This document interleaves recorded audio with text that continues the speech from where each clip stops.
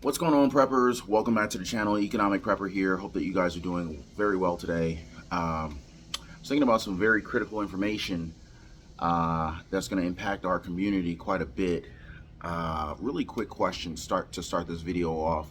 How many of you guys are renting a house or an apartment right now? Just comment down below that you're renting. You don't have to say if it's a house or it's an apartment. And also, and if you own a house, just comment down below, own a house, live in a house, or rather, purchase a house, whatever the case may be. I was thinking about gas prices, and a lot of people are actually prepping in the form of storing gas, because people are concerned that gas prices will be higher in the future, and as a way to prepare for the inflated fuel costs or future inflated fuel, gas, diesel prices, they're storing gas and fuel at today's prices. Now, personally, I think it's a little dangerous, but that's on them. But what a lot of people are not talking about, beyond food shortages, beyond the price that you're paying for food and everyday items at the grocery store right now, whether it's Publix, Walmart, Costco, BJ, Sam's Club, the president is attempting, or at least he's saying, that he's working on inflation. Fed, they're raising interest rates, and we've seen the effects of that mainly in the housing market. Interest rates, credit card interest rates, if you're looking to get a car loan, interest rates there. But what's really concerning, what's really scaring me right now is that even if inflation does get under control, one of the critical pieces of information that is being left out is what happens after that. Now, first of all, we are so far away from actually getting inflation under control, it's ridiculous, right? But the question is, let's just say hypothetically inflation is under control in 6 to 8 months. And I'm seeing it more and more. I had a conversation with a Costco employee the other day. She was telling me that, really nice young lady, and I was really appreciative that she took the time to speak with me because it was a busy day in there. But she was telling me that, number one, her hours that she's getting in the store, they're not as many hours as they used to be. So her income has declined.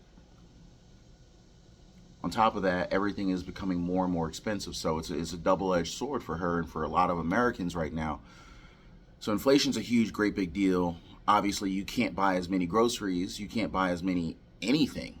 So, it's like a food shortage. It's like a personal food shortage. Regardless of how, whether the shelves are empty, even if the shelves are not empty and they're completely full, if you can't afford to buy what's on the shelf, it's like the shelf is empty for you.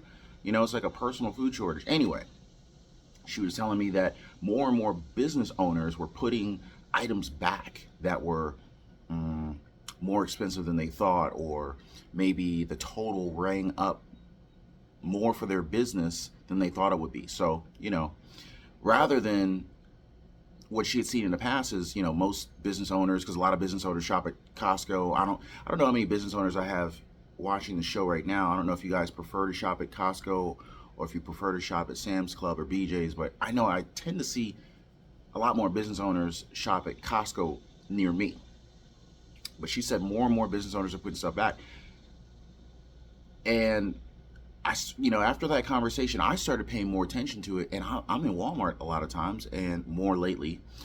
And I'm seeing more and more everyday people putting stuff back.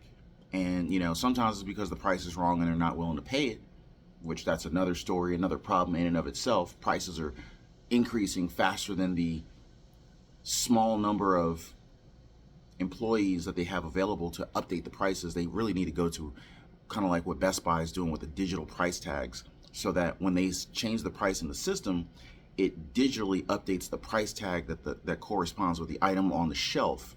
Of course, there's another expense that the business would have to incur to set up that type of infrastructure. But again, that's another story for another day.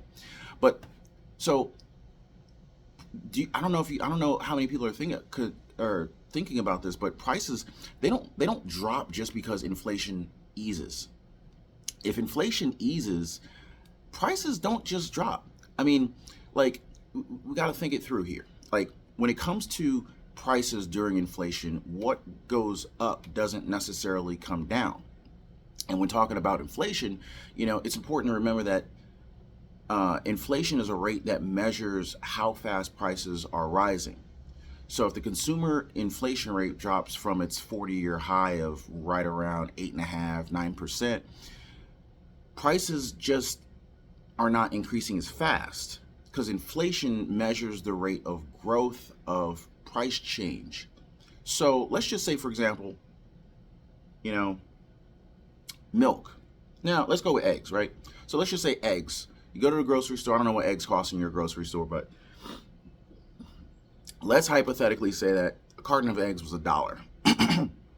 Now, in a healthy inflationary environment, the eggs would go up by, say, 2 cents a year, because that would be 2% of the dollar.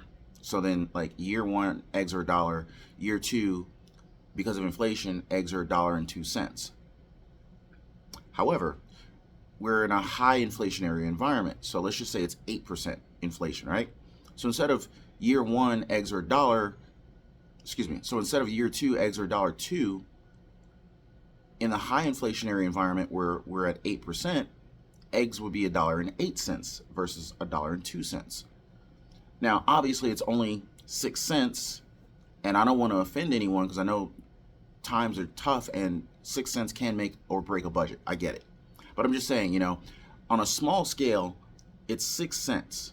But imagine, you're buying something that's, $100,000. Of course, you can't get a house for $100,000 anymore in most parts of the country. But let's just say it was a $100,000 house. So inflation was, just say, hypothetically, 2%. So year one, it's 100 grand. Year two, it's $102,000.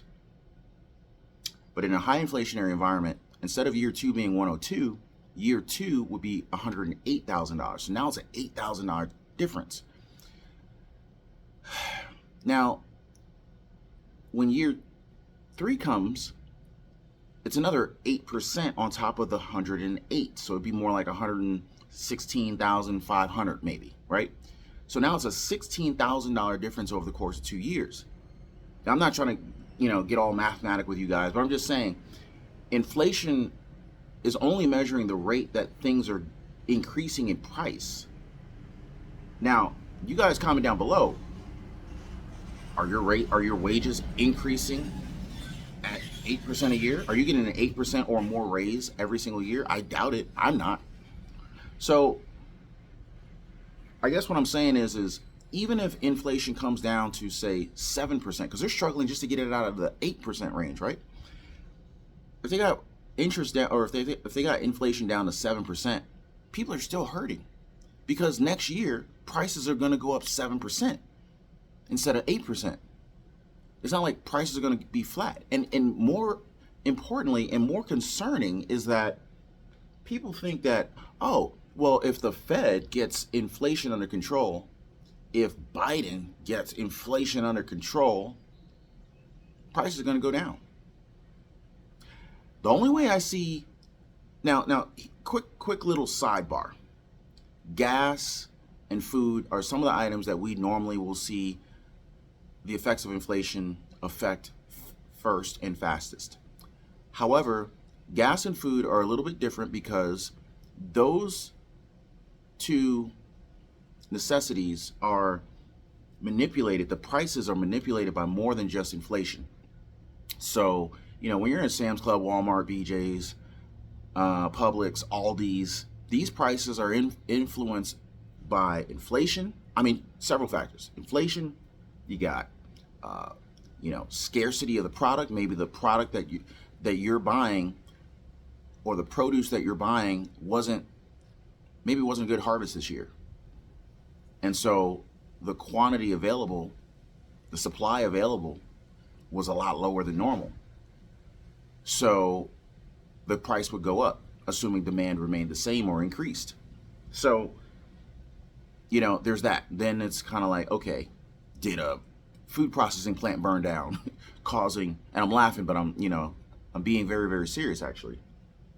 Did a food processing plant burn down that provided this particular item? And if it did or it didn't, obviously that's going to affect the price as well. So it's not just inflation that's causing food prices to go up. Now, when it comes to gas prices, like, okay, well,